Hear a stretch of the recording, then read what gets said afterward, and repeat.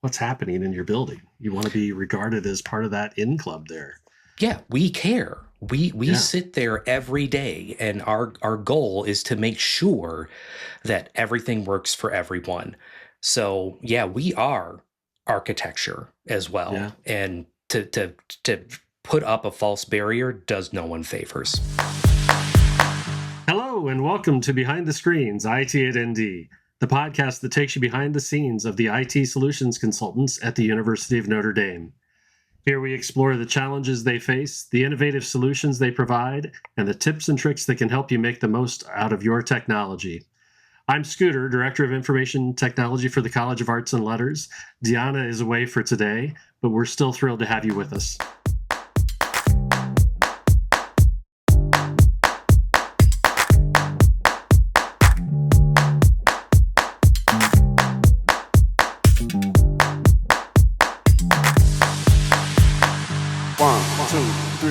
Our guests today are Amelia Brubaker, IT Solutions Associate, and Brock Burden, IT Solutions Consultants, part of the Enhanced Technology Partnerships team supporting the School of Architecture.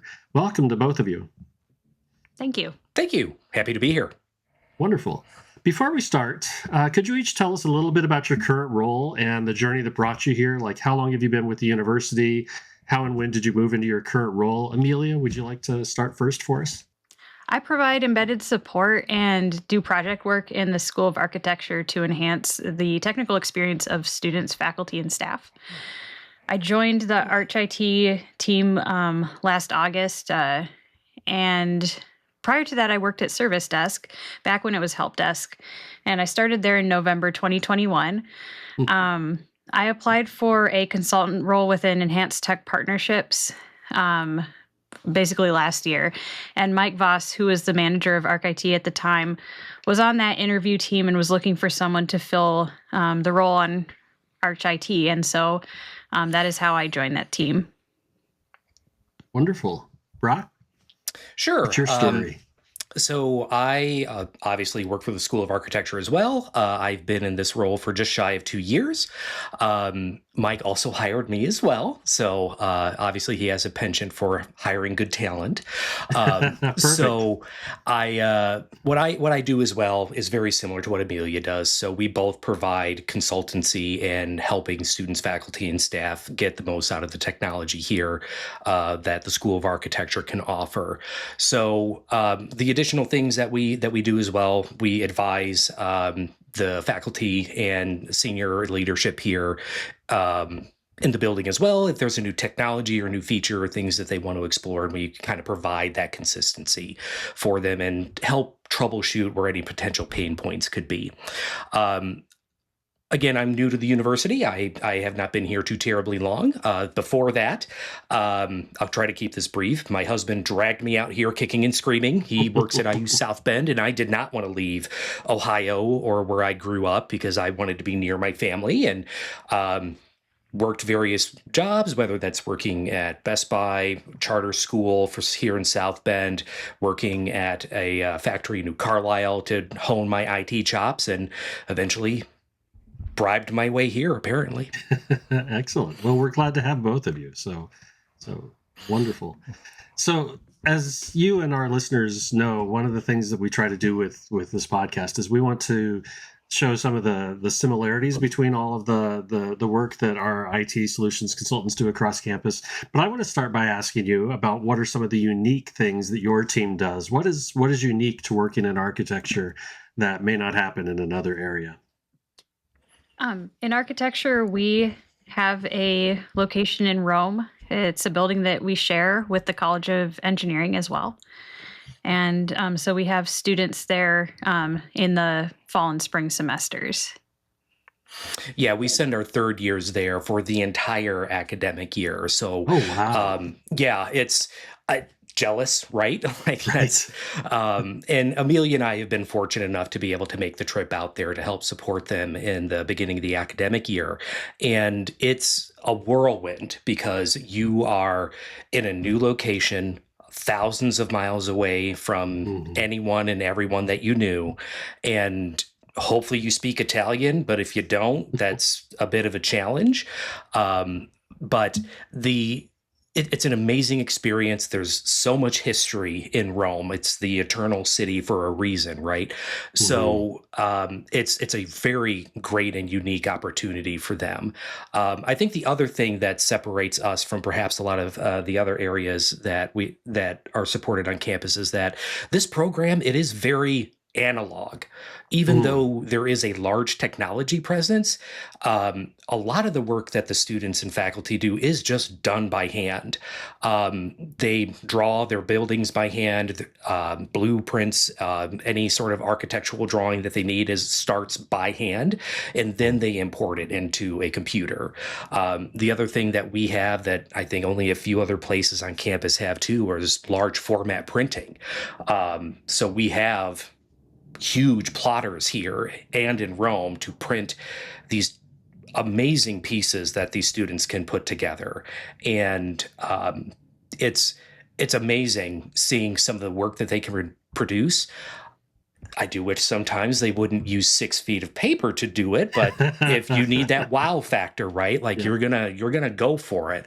But yeah, I think that also separates us as well. So for those people who haven't necessarily supported a plotter, Mhm. the first time I heard this, I was just like, it's a large printer. How is it any different from anything else that's going on? But there are some differences. Can you tell us about, what are some of the challenges of supporting a plotter versus just, an inkjet printer that's down the hall? Well, bigger printer, bigger problems. Um, Right. and Good way to put it. these some of these plotters are specifically used for um, higher more artistic images, ones that are printing in true color, so there's more toner supplying those pictures, and they are being used to print on specialty paper, including like thick watercolor paper, and that can be actually risky because with bigger paper, there's a much greater chance of jamming happening. They utilize a print head to basically put the ink down on the paper, and if that collides with the paper, issues can happen, including the destruction of the print head. So if paper is not being loaded appropriately, that can be a huge issue. Hmm. Again, and to speak to the scale of some of these things too, like yeah, it is a big printer and it does have bigger problems when something goes wrong. But like the plotters that Amelia is speaking to about the watercolor printing, like this printer takes 12 ink cartridges, Mm. like, Hmm. and they are massive. I don't think I could adequately demonstrate how big they are, but like I've never seen a printer before need 12 ink cartridges, three of which are a varying shade of black. Right. So I didn't know black could be that specific when starting this role, but it is. Now you know. And I'll bet those cartridges are really cheap, aren't they? They're Oh, incredibly cheap. Incredibly. You right. you Everything think about your these home printers ink is is expensive, and expensive? it's Ooh. yeah, crazy. Mm. So let me ask you, how do you balance all of your proactive or strategic work with things that are more reactive, the day-to-day troubleshooting stuff? How do you handle that? Yeah, so when it comes to balancing that a little bit, um, it, it it depends on the need, right? Um, if if this plotter room experience is an issue, we have to support it. It's for student use. That is the highest priority. Our job, and Amelia, I believe you'll agree with me here, that our highest priority is for the needs of our students, and we need to make sure that everything is working for them to the best of our ability to make sure that they get the most out of their education here. Um, so it really can depend on the time of the academic year that helps to set the reactionary portion. Um, Trying to be proactive. There there is a little bit of downtime every now and then for us to kind of think about, how have things been going here lately? What is potentially the history that we have, and what can we do about that? But Amelia, I'd be curious to hear what you have to say about that too.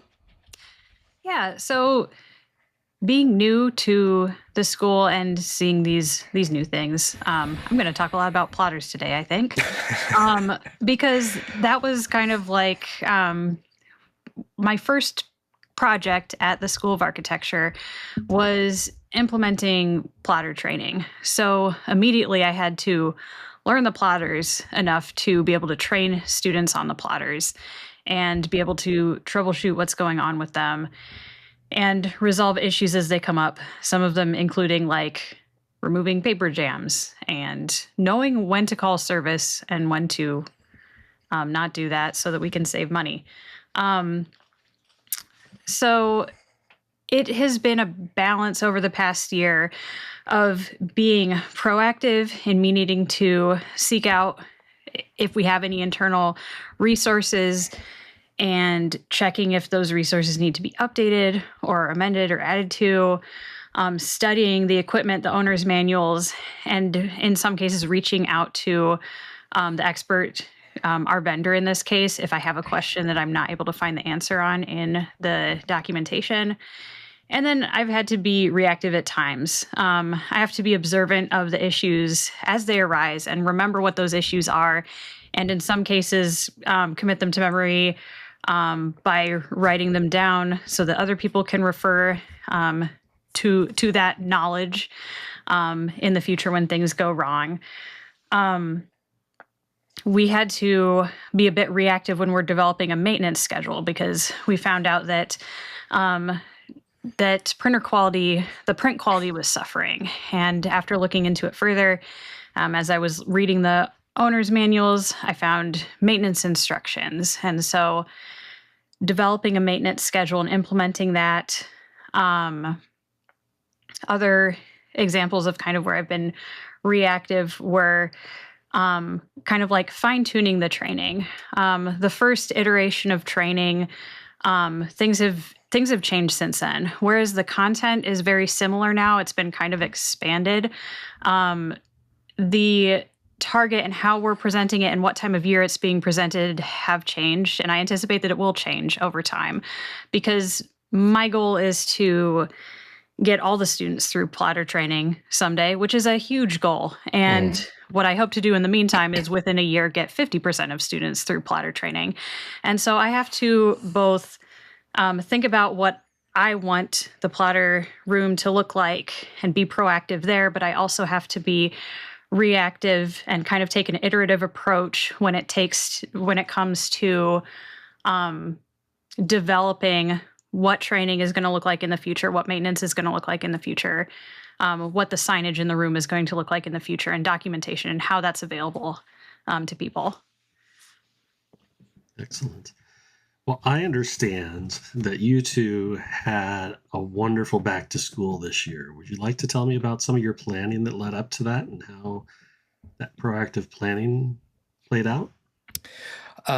Yeah, I'll kick things off here. So, we started planning our back to school in March before the end of the current academic year at that time. There are always pain points, there was always sticking points. And with the previous, I guess then at that point, academic year, we definitely hit some bumps and snags along the road. And we made sure that shortly after back to school and things had calmed down, we got a list together of things that we noticed that potentially could have been done better, or here's an opportunity to streamline a process so it's a little bit easier or faster to do something. The biggest thing, or one of the biggest things that I think we did that made a significant impact is that we weren't being reactive at the beginning of the academic year. We were being proactive. We're fortunate. We support just one building, so it's easy for us. But we are visible. We are walking the halls. We are checking in on classrooms with each member of faculty as they're about to begin their first class for the day, to make sure that they can sign in, they can access the applications they need, to be present is huge to make sure that the academic year goes off smoothly. Again, I know we are fortunate that we just have the one building to support, and I couldn't tell you how many meetings we had about this and iterations and things like that.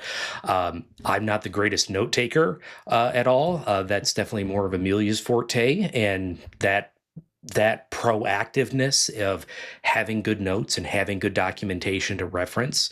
I'm sure all of us are guilty that we need to be better at making documentation, and we thankfully could do that. But yeah, that's my perspective on some of the things that we did. Yeah, that sounds great. I mean, I know in our area, the more we plan, the better we feel. But Yes. just to be able to take some of those very specific steps and try to get yourself out of that reactive mode to more proactive, more visibility, that's just wonderful. Kudos Yeah. to you both. That's terrific. Um, could one of you share a recent success story that made you really proud of your team? I guess you're a team of two, but still really proud of what you guys are doing. Yeah, I'll kind of start this off, and Amelia, if you want to tell me or tell about your perspective, because I it was what, a week and maybe 2 weeks ago or something like that, Oh, so the where wound is fresh. Okay. yes, yes, it All right. is. But I had just walked into the building after being out at lunch. Everything was fine. Everything was great. And within 2 minutes, I get an email and I check my phone, and it's from an individual that works at the School of Architecture. And this email is highly out of character. Like, oh no, like Mm, it, it happened. like alarm Um, bells are going off. Yep, Oh boy. immediately. So I am sprinting down the stairs to get back to my desk and sit down. And um, Amelia, I'm sure you were probably aware of what was happening at this point too. And we just kind of both hunkered down and started getting in touch with people. Um, our the OIT team here is very large, and there are people everywhere and keeping an eye on things, and we're looking out for each other. And I love that. I appreciated that, and getting those notifications from people was great because we are all in this together. Security is something that we all have to take very seriously, and um, now, that's not to say by the 15th time that I had someone reach out to me as I'm trying to manage four different things at once. Mhm. But the thing that we had to do is verify that this account was secured and try to contact the victim in this case. So it was it was a very busy day at that point. Yeah, sure. Could you tell us a little bit about what was the content of the email? What was being asked in Oh, that's a great question. I only kind of half read the email because I it had a link in it. I ain't gonna click it. Like that's just not gonna be a thing that happens. But I believe it was referring to like, hey, here, or I need a quote, or I'm returning this quote to you. Here's the link. Please click it and confirm that everything looks okay. So they're fishing. They're trying to get some bit of information out of anybody who responds to this situation. And what we discovered after consulting with InfoSec about this account is that what happened was a phishing attempt, and this person's account was compromised via SMS, mm, and that if you're in the world of security, while SMS is better than nothing, it's not much better than nothing. So what ended up happening is that the phone number was spoofed, gained access to the account, and just sat there with this information for days, and then took the opportunity to launch their attack and begin to um, find more victims. wow, that's dreadful. And I Yeah. mean, I've been hearing from security experts from InfoSec and other places about the vulnerabilities in SMS. But I hadn't seen it. I still haven't seen it firsthand, I guess. But I mean, to be this close to a story of it happening, I mean, here's a very tangible case of this is why you don't do that. And it certainly underscores why I know we're actively moving away or have moved away from using SMS as a second factor. And it certainly underscores that there's no need to wait until that option is no longer available to, to get rid of it on your own. I think there's ways that we can be proactive to make sure that that's not even an option for folks. And we've had follow-up conversations with the victim here, and we're going to be taking the steps necessary to make sure that this type of attack cannot happen again to this individual. So we are going to be utilizing the tools that the university makes available to everyone that is here in whatever capacity they are. We're going to be using a password manager. Like that's a huge thing, because you don't even know the password to begin with. And if you can authenticate with some sort of biometric, then they have to have physical access to the device. We're going to be using other tools that we have that can pass those security credentials through. So we are going to make sure that we spend the time that we need, not just with this person, but with anyone that we serve that needs to go through this process or has questions, to make sure that their account and their information is secure, because it's too critical to not have it or have it stolen or locked out of your data. It's too risky. Yeah. Well, and this is exactly why we in Arts and Letters, we just did this with our dean's office, because like you're saying, the risks are too high, the access to information is too high. And I know we could do this with all of our faculty, and we've been making advertisements to that, but we picked a select group and said, okay, you all one password. We're making sure you all know how to use FastPass. We're trying to set all these things in order, because we know this stuff is out there. But it's, as much as we can, push user education, sometimes it takes a really heavy-handed, I don't know that that's the right word, but an intentional push to get the education out there to a very specific audience to prevent something like this from happening. Yeah, I mean, I don't know the full history for this individual, but I can certainly tell you now they are on board with following these steps and making sure that we do everything we can together to make sure that their account is secured. That's terrific. That's terrific. What are some of the projects or initiatives that you would say best represents the value that your IT consultancy brings? You've told us about some of the unique things that you already do, but what's some of the special sauce that architecture IT brings to the game? For me, one of my personal strengths is documentation and training. And so I find that the value that I can bring is that background. So working on documentation and training, expanding knowledge-based content for the School of Architecture, making sure that it's up to date for example, software inquiries. We have a lot of unique software that's used for architecture, and we get a lot of questions about how people can personally acquire that for their own computer. And so I created a new knowledge base article to make sure that they could access that information. And it's just as simple as us attaching it and sending it to them. We don't have to kind of look up the link every time and send it to them, because it's already there for them in the knowledge base. Another project that I worked on recently that I think kind of represents the value that I bring was my work with our colleagues in Rome to purchase new plotters for that location to ensure that we have redundancy. It was kind of eye-opening to compare the experience of Rome with our experience at the main campus. At the main campus, we have I believe, 6 plotters, and one of those has a scanner attached to it. Yes. In Rome, now, granted, there are less students there, but they had one plotter that would support true color printing and watercolor paper printing, and then an additional plotter that only printed black and white, but enabled them to scan. And so it was kind of like a different experience there somewhat. The watercolor paper plotter, that one matched what we had here. But the scanner printer combo kind of didn't match what we had going on here.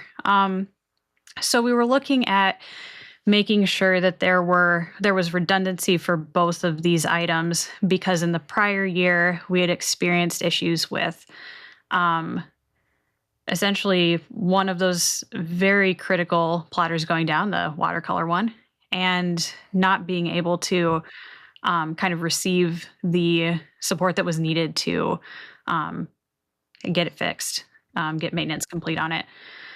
So being able to work with our partners in Rome who identified like good local vendors and were able to communicate directly with them.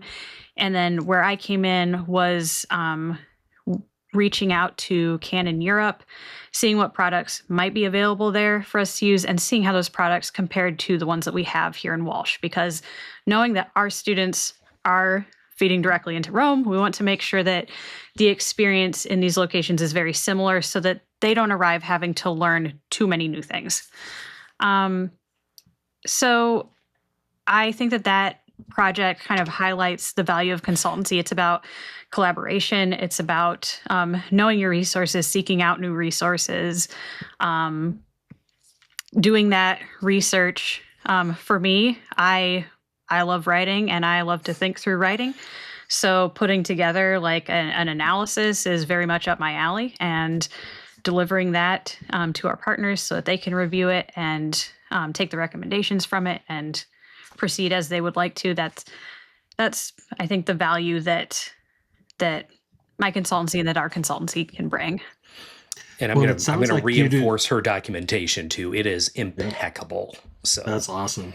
Well, I was going to say, it sounds like, you do such a good job of training the students before, early in your program while they're here, that it does seem like a miss that you're talking about when then you say, okay, go overseas, and then you've got different equipment over there. So, yeah. Well, yeah. At that time when we had 2 plotters, half of the equipment was a different experience than here. Right. The other thing is part of the challenge that we have right now is that we aren't able to train all the students before we go over to Rome. Now, it is my goal to get us to a point where all of the students in Rome have underwent plotter training by the time they get there, but we're not there yet. It's going to take a couple years to get there.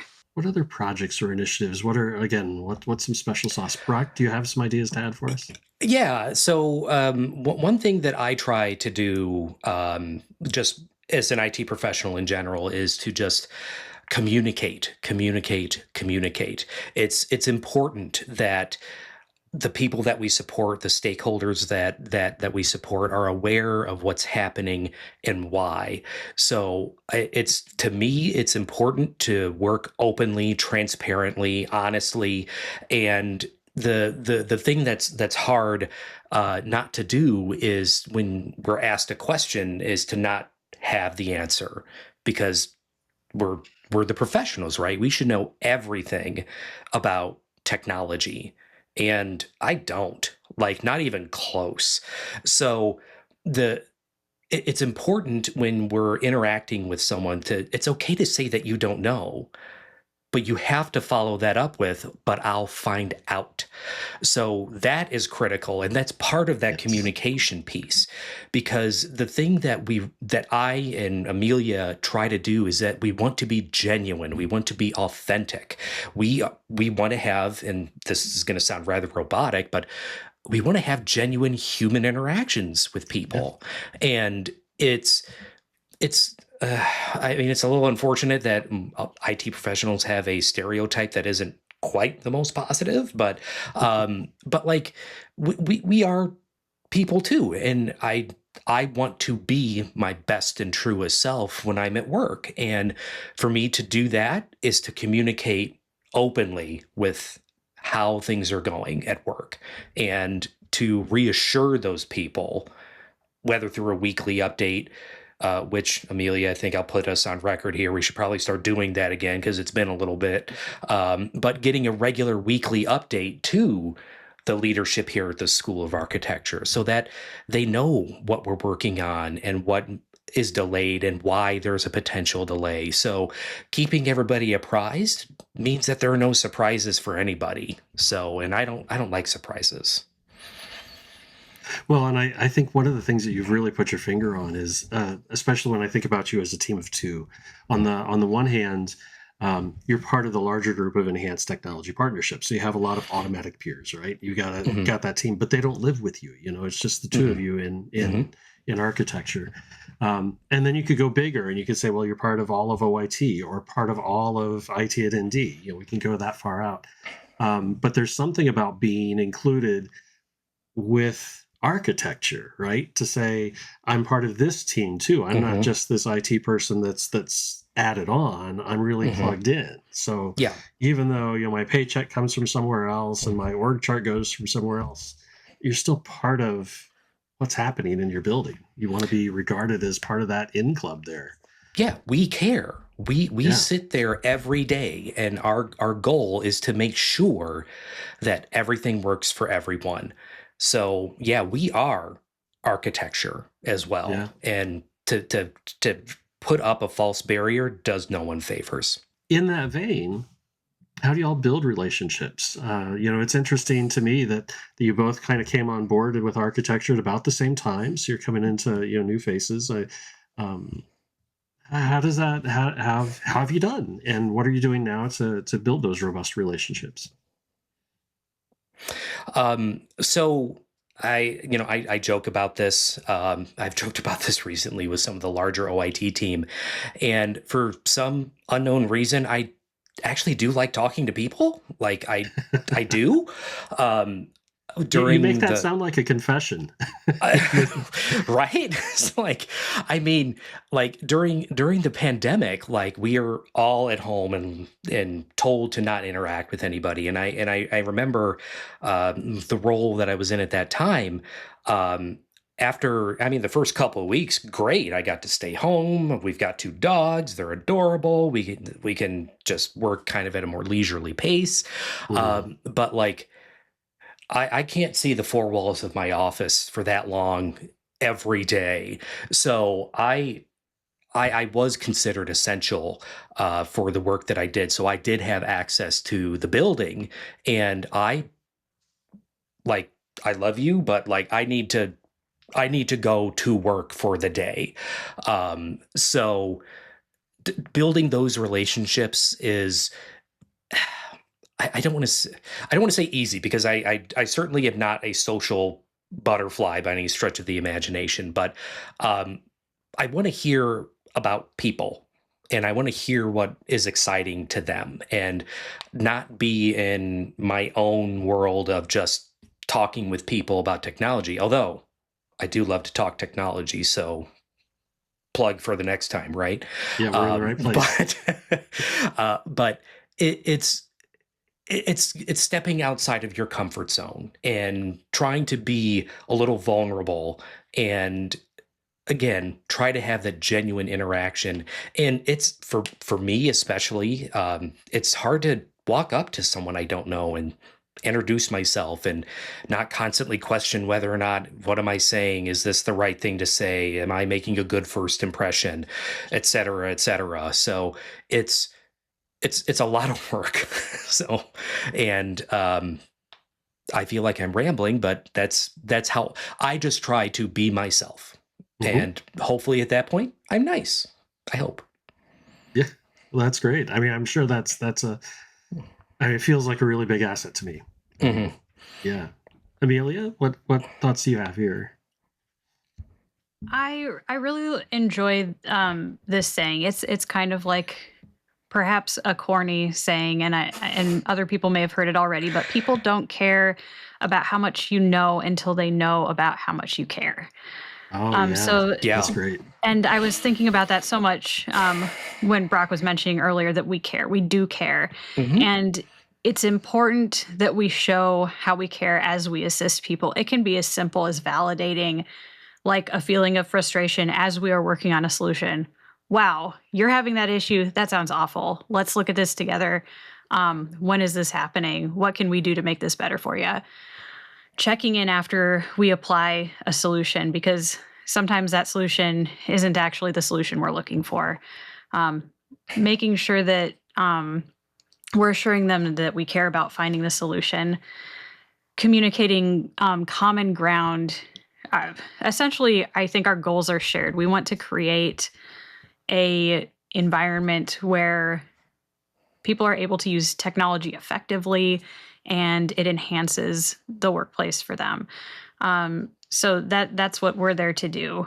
I'm just throwing out there something that is really critical for me too, and this is kind of from, again, like years of customer service. It's really important to know people's names and faces, and that for me, I'm notoriously, it's just tricky. I'm really bad at it. Case in point, earlier today, I was on the phone with a service provider who I have met in person multiple times, and I knew his name started with B, but I still got his name wrong, and I felt No. terrible. And it's because I'm very bad with names, so I had to be very apologetic and write his name down. But in joining the School of Architecture, or the ArchIT, it was important to me that I could put names with faces and be able to use names when I'm talking to the people that I'm assisting, and be able to pick them out of a room if I'm called in to help them. Make sure I'm talking to the right person when I enter the room.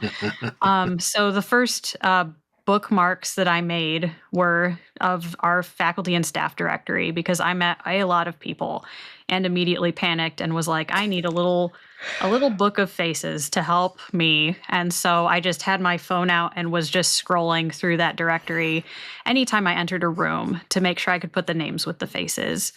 And that helped me a lot. So Can I make one more confession? yeah.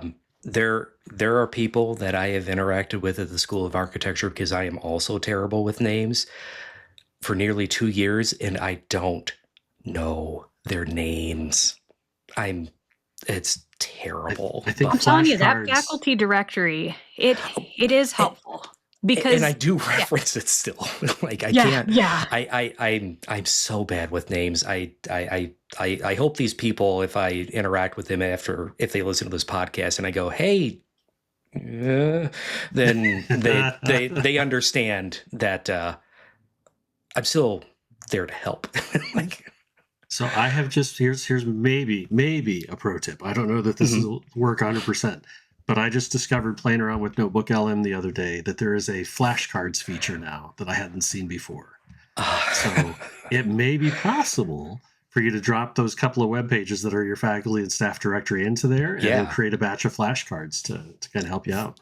That legitimately sounds awesome. That also sounds like a game where we see we see who scores higher the first time. That's right. That's right. Because we both say that we're bad at names, so now I'm just curious. Yeah. See, I mean, so you gamify it, and then you will learn it. It'll be great. Yeah. We'll bet a cup of coffee or a bottle of Pepsi. So, all right. So let's shift gears a little bit, because we know consultants have to collaborate a lot, and we know that you're in a position where sometimes it seems like you can't make everybody happy all the time, right? So there's some negotiation, some other things what's your approach when different stakeholders have different priorities and you have to sort of navigate that weird and gray space? I always, in a case like that, I always want to make sure I understand the nature and kind of the function and the history of those competing priorities. And then I think it's important to find and establish the common ground, even if it's just as simple as we share this concern. And then from there, discovering and clearly outlining appropriate options. I think it's important to give a variety of options, even if the option might clearly be a bad option. Put it out there. And maybe we can all agree that that was a terrible option. And then there's further common ground that we find.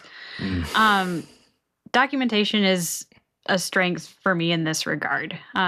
Being able to put those options out there based on kind of like putting in the legwork to know and understand the issue and putting in the extra research. Yeah, and the other thing that I'll say too is that it's important to acknowledge that every person is going to feel that their priority is number one, right? And it's going to be up to us or working with a leader to determine potentially to help us get in a proper priority set for everything. But again, this falls back to that communication piece is that if someone's issue cannot be an urgent priority for us, we need to communicate that with them, let them know that yes, this is still important. I have not forgotten about you. This is going to get done. However, I have to do this for the moment. When can we follow back up? When is a I don't like to do this often, but when's like a drop dead date that we need something done by? And I don't want to rely on that, but to know how I can still prioritize and still get things done is a big deal. Now, if the dean walks in and says he needs something, I will. Yeah, he's going to get service pretty quickly. Same for a student issue as well. But yeah, it's just being open and being, again, honest and transparent about what you're doing and why. How do the two of you keep yourselves motivated or aligned, especially when things get hectic? So I think, and Amelia, correct me or chime in when you want, but like I think what we do to keep each other motivated is that we don't take things or take life too seriously. Like not to say that our work is not serious or work shouldn't be serious, but like it's important to have fun while you are at work because it can just really put you in a bad mood. So thankfully, Amelia and I, we have a lot of similar interests. We have a very similar sense of humor. I like to think, Amelia, that we get along pretty darn well, and our working relationship is very nice. But we can make a potentially catty remark and realize that, oh, Brock's just being a fool again, like he's not being serious about anything, or Amelia is just making a foolish remark as well. So like for us to have a sense of humor and to acknowledge that that we can just kind of be ourselves, that's nice. I enjoy working with you very much, Amelia. I know I've said that several times, and I'm going to say that here for others to hear as well. So I'm very glad that you're here with me. And we tend to tell each other good job on things as well. Like if someone does good work, they should hear it. It's easy to focus on a negative aspect, but to get praise from a coworker, that still means a lot. And I hope that when we have to get down to it and really put foot to the pavement, that we can do that, but still be able to, like, you believe that type of thing. So for me, that's what helps motivate me to keep going. I joined the team to make positive changes and increase efficiency for our users and to help people. I think that both Brock and I really are there to help. We enjoy helping people. I think, and Brock, correct me if I'm wrong, but I something I discovered about myself when I first began working was that I wanted to find a job that gave me meaning, and I found that meaning very quickly in being able to help somebody else. So that really helps motivate the things that I do. 100%. helping people directly by troubleshooting, helping people maybe indirectly by making sure that they have access to the things that they need in the future, in the form of documentation. Don't keep forgetting to mention that, please. Yeah. So There's- yeah, you have yeah. to know. I think I'm going to mention to the IT consultancy community of practice folks that I think we need a session. I think Amelia is going to be a guest star at an upcoming session. I'm going to make sure they know about this. So. Can you take my notes, Amelia? Yeah, of course. Excellent. I also words understand you of have a encourage- whiteboard. Oh, sorry. I also understand you guys have a whiteboard that might come into play sometimes.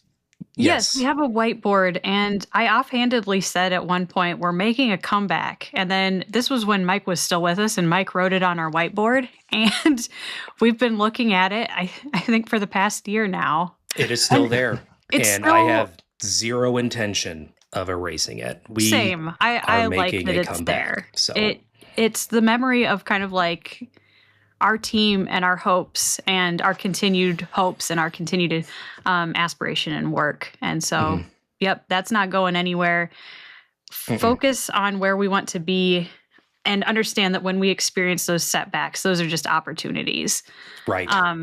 Another kind of like thing that I learned, and I'm sure other people have heard this term before, but viewing things as a learning opportunity. If you make a mistake, what can you learn from that? If you see, if you make a mistake, it's a learning opportunity. Everything is a learning opportunity. That's right. I mean, we can't grow if we don't learn. I mean, that's right. Right. So if you want to grow, you have to learn. And the best way to learn sometimes is to make a mistake or to, but to view it as a positive, figure it out, move on. Don't make that mistake again. In fact, this is kind of interesting, and case in point about why it's at times important to make mistakes and learn from them. I had a prior role and I had a very high accuracy. And to say that I had an accuracy of like 100% in that role is not exaggerating. It was very cut and dry work. It involved running transactions, but I simply did not make mistakes at it. And then when I found myself in a role where I was training others and doing some managerial work, I found that when mistakes were made, because I hadn't built up the experience of correcting my own mistakes, I had to learn then how to correct mistakes. And if I had made more mistakes, I would have been far more prepared to correct those mistakes when they came up in the future. So even though like we don't want to make mistakes when we run transactions, that's just kind of like a case in point. If you never experience the fallback of a mistake, you may not also learn what to do in a situation like that arises. Yeah, right. It's a very good point. So last question for the moment.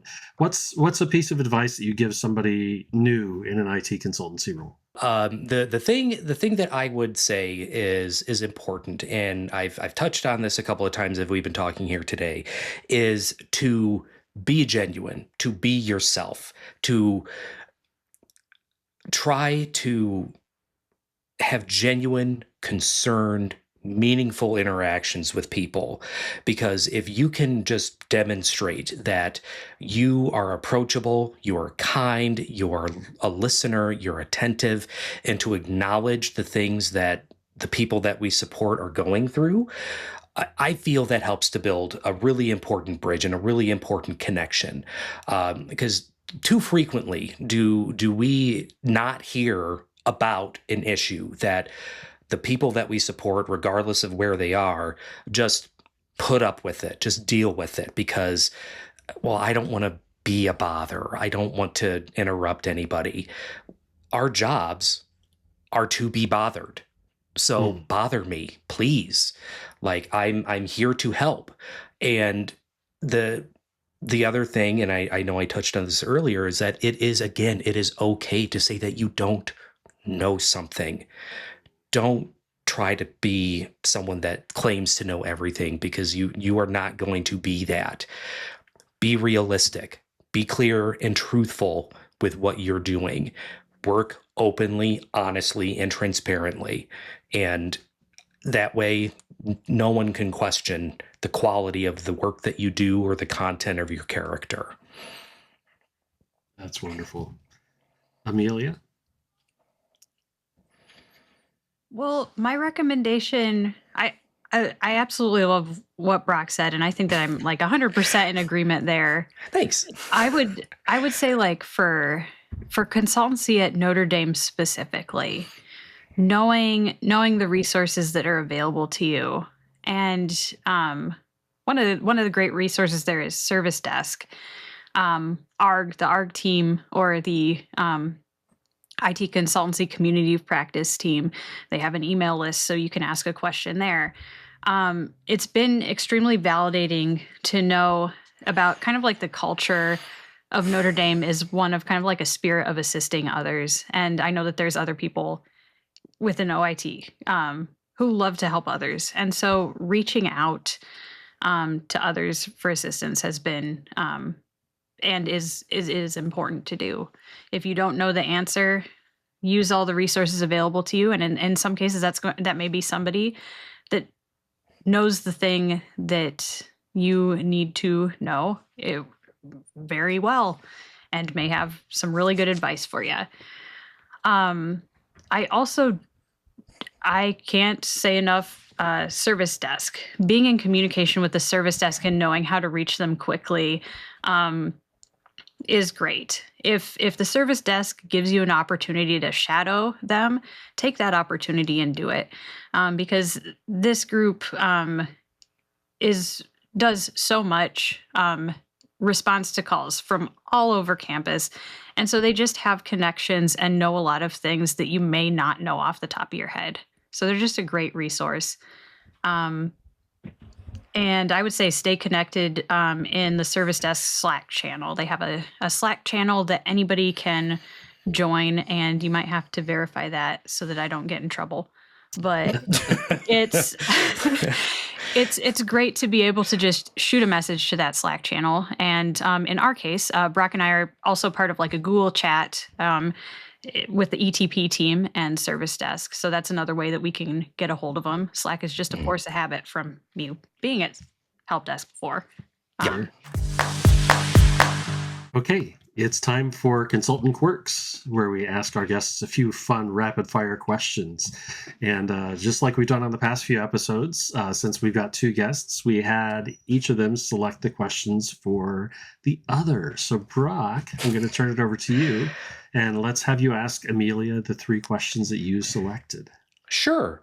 So, Amelia, you've been here longer than I have, and you know, unfortunately, that I am not a coffee drinker, but where would you go on campus to find some nice solitude to grab a cup of coffee if I were to decide to pick it up, or take a beverage of some kind, and that is university approved while on the clock, to sit down, do some work, enjoy a site, and do some people watching?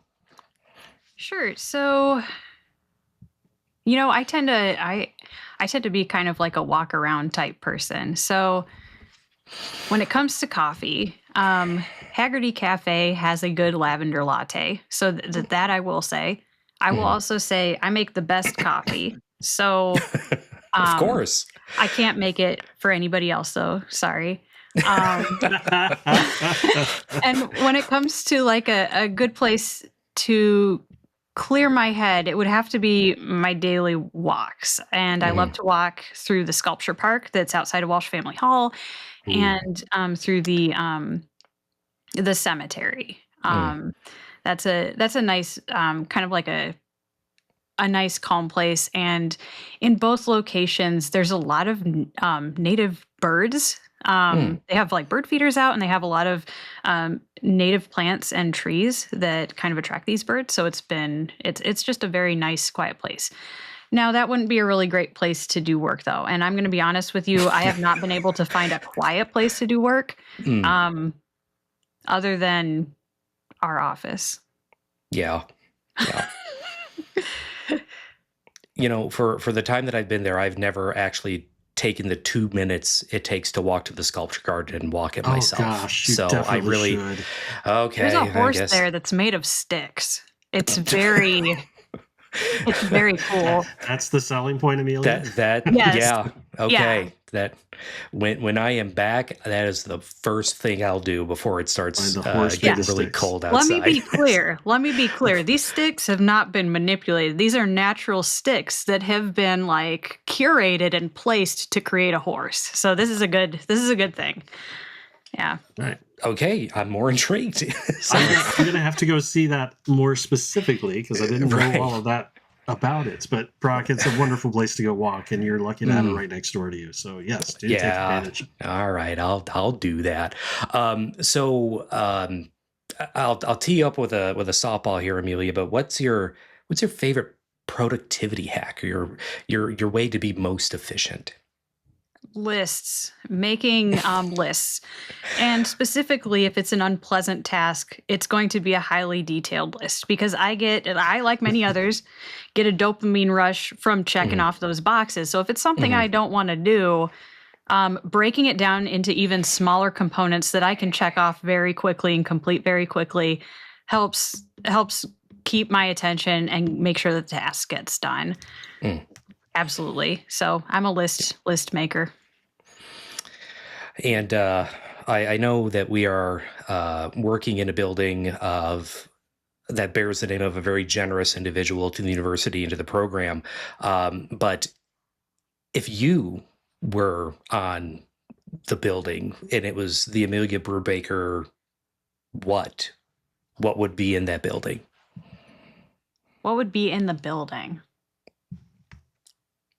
Lists. No. Documentation. Or you could name it better than me. Lists. So, but yeah, what would a building for you be like that would be inspired by you? You know, it would definitely have, oh gosh, I wish I knew the name for this, but a building that like encloses essentially like a garden that's open. So the building is like a rectangle, and then in the center you have this open space and a garden. I'm sorry, I'm talking with my hands. It's okay. That would be me. And then within kind of like the garden, there would be definitely trees, perhaps a couple birds, but the building would have lists of things and documentation. There would be books. There would be stuff like that in it.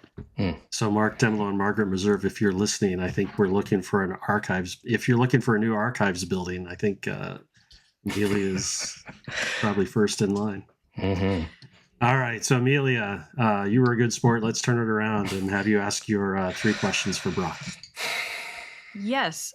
Brock. Yes. What is your favorite tech gadget of all time? So this has required a lot of thought, and I think I've narrowed it down to what I think is my favorite tech gadget of all time. I didn't have time to go find it. It is in storage somewhere, but I think the tech gadget to me that will always probably be my favorite is my PlayStation Vita console. When that thing first came out, it had a beautiful OLED screen on it. The games looked amazing. It had 2 analog sticks for a portable console. It was like a PS3 in your pocket, baby, and it was amazing. Netflix, Hulu, all that fun stuff on there. It has a touchpad on the back, so there were games that would interact with that and provide a unique experience for games. So the amazing piece of hardware, and what killed it is its expensive proprietary memory cards. So it was a great system for like a year and a half, and then it became a paperweight. So, And it's still your favorite. yes, it is. Absolutely. That does something about I love it. that thing. Yeah. What is your tech pet peeve? Is it those proprietary memory cards? It is not those proprietary memory cards, and I'm gonna put my hands to my side so to make sure that I don't get too animated. But my tech pet peeve, and when I was working for a credit union in Elkhart, I would do the onboarding for the employees and discuss IT training. And the thing that I would mention every single time to every group is that when you get an email and it's congratulatory or someone's getting a promotion, having a baby, whatever great life event that's happening, please do not hit reply all. I don't need my inbox cluttered with a bunch of thank yous and congratulations. I'm happy for that person. They should be congratulated, but that person needs to know that they're congratulated, not everyone. And I get enough emails every day. So just hit reply instead of reply all. So I hoped I kept it calm and cool as best as I could, but that is my biggest tech pet peeve by far. You may be responsible for changing the behavior of, untold numbers of people. You're fighting the good fight, man. No one has ever taken that advice to heart. Oh. Wow. What song best describes your work style? Okay. I'm going to go on a limb here because I've been panicking this question for a week. So what I feel today that best describes my work style is a Weird Al song, and it's Dare to Be Stupid. Oh, yes. So, again, it's not everything has to be serious. Not everything has to be urgent. Not everything has to be boring. Like, you can just be stupid. You can have fun with something. You can admit that you're wrong. You can say you don't know something. So just to be absurd sometimes and to just remember to not take everything super seriously and dare to be stupid, dare I say. All right, it is time for Did You Know Tech Edition, where I get to ask you all more questions because you haven't been asked enough yet. But just to recap on how this works, nobody knows the question prior to this recording. I will quiz the host and the guest, and you guys get points if you guys get a correct answer. If nobody gets a correct answer, then I will get the point. So we'll be able to see who is tech savvy and who needs a little bit more screen time. Just to recap, as far as the points right now, Scooter is sitting at 7 points. But the guests are also tied at 7 points as well. Oh, so that's right. Brock and Amelia, if you both get it right, even if Scooter gets it right, you will overtake our host as the leading champion. You guys, you each count as one. So yeah, you gotta stop doing these double kind of. Well, it's usually 2 on 2. I'm afraid of losing my lead. Yeah, but Chris and I count separate. I'm sorry, Deanna and I count separately. So, yeah. And this gets a gang up on us. I was going to say, Andy, you're going down, but Scooter, you're going down, man. All right. I only have 2 points, so the guests or hosts have done pretty well and only not been able to answer my question twice. But I do have a little bit more bad news for Scooter. This one is tailored specifically to the School of Architecture, so you might be at a slight disadvantage. But these two are relatively new, so we will see if they know the answer as well. The exciting thing is, if I don't know the answer, it's okay because I don't work there. But that's true. All right, we have high expectations for you guys. My agent is going to get a phone call. Yeah. Okay. This is called psychological warfare. That's right. So, Notre Dame's School of Architecture collaborated with the Office of Digital Learning and OIT's Teaching and Learning Technologies on a learning module that lets students virtually visit Hamburg's carbon-neutral district, Hef City, without leaving the classroom. The question is, which technology powered this immersive experience? Was it A, augmented reality overlays on a tablet? Was it B, virtual reality headsets rendering full modeled environments? Was it C, 3D printing physical models, or was it D, GIS-based interactive maps with real-time data layers? Oh my gosh. Those are such good options. Did I upset visiting you, us? Andy? Like, did like? So before you What guys have I answer, done to you? I will let you know, as we talk technology-wise, we talk about AI quite a bit. Mhm. And if you guys haven't used the agent feature inside of ChatGPT yet, the agent will do what you tell it to do. So I tried something different. I said, hey, look at all the Notre Dame School of Architecture web pages and come up with trivia questions. As it did, then I was like, okay, let's change the answers, make them a little bit harder and more specific. And I was kind of impressed. I was kind of impressed with what it came up with. This is good. This is good. So our choices are AR, VR, 3D printing 3D or models. GIS-based And then interactive GIS. maps. Yep. Can you tell me when this happened? Cheater. That was my exact thought too, Brock. Oh no, we are. I don't think If you someone's can. taking the nuclear option, I'm going to ask for more assistance. Nope. No. Okay. Nope. So my initial guess, Amelia, and I don't know how well this will work, is that I think it's VR, honestly, because I know that we've had the VR piece of equipment in the building on more than one occasion, and that the students were working with the architecture library and all that stuff to use that piece of equipment. But conversely, on the opposite side of that, I don't actively follow the research that's happening with the School of Architecture as I stare into the quadrant at Andy. So my guess is VR. Let's go for it. You're going to say VR Okay. as well? Yes. Yeah. And Andy, tell me who they collaborate with again? So it was architecture, TLT. Architecture, TLT, and digital learning.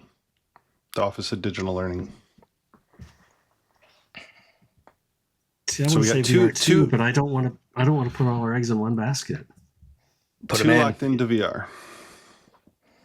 I'm going to go. I was going to go with VR or AR. I'm going to go with AR. I'll take A.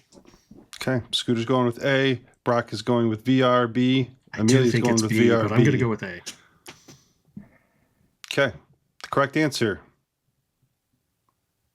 You have to wait till next episode to find out. What? No, kidding. Correct answer is B. It is virtual reality. Yes. Okay, good job, you guys.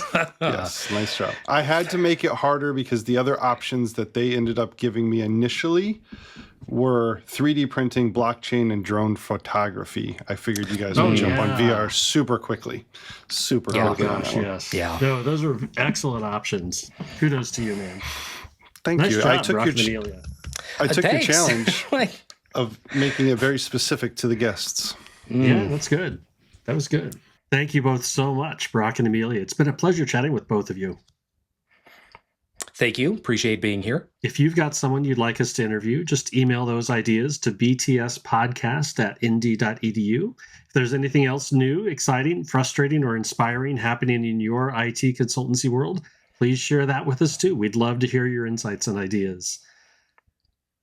Signing off from behind the screens, IT at ND. Stay tech savvy, Notre Dame.